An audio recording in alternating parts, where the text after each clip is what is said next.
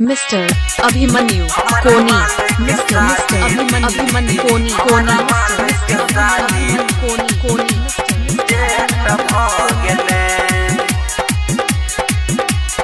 अभी आप सुन रहे हैं चेन्नई से माँ दुर्गा म्यूजिक की प्रस्तुति। परपो जकर सोचली ताल ले तब गेले परपो जकर सोचली ताल ले तब गेले हमारा माल के शादी दोसर छौरा संग से तब गेले हमारा माल के शादी दोसर छौरा संग से तब गेले सुमित सतीश रैना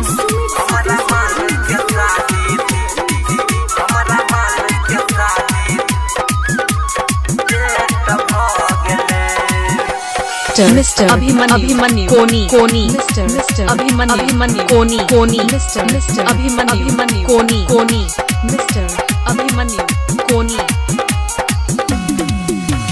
सपना में हमरा रोजे आबै छल कर छल परेशान हो शादी के बात सुनते हो भैया निकले सीना सजान हो सपना में हमरा रोजे आबै छल कर छल परेशान हो कहियो नहीं ओकरा बजलिए कनी सटे कब गेले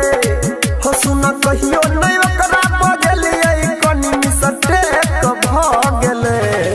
हमारा माल के शादी दोसर छौरा संग से तब गेले हमारा माल के शादी दोसर छौरा संग से तब गेले सुमित सतीश रैना हमारा माल के शादी हमारा माल के शादी तब गेले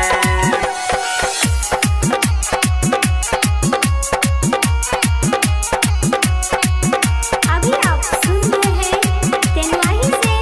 माँ दुर्गा म्यूजिक की प्रस्तुति।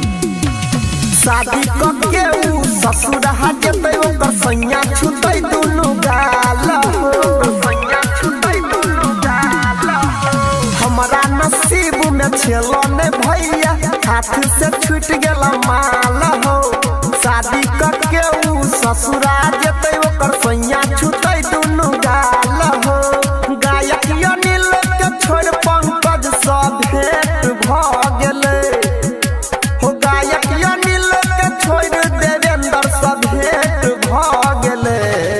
हमारा माल के शादी दोसर छौरा संग से तब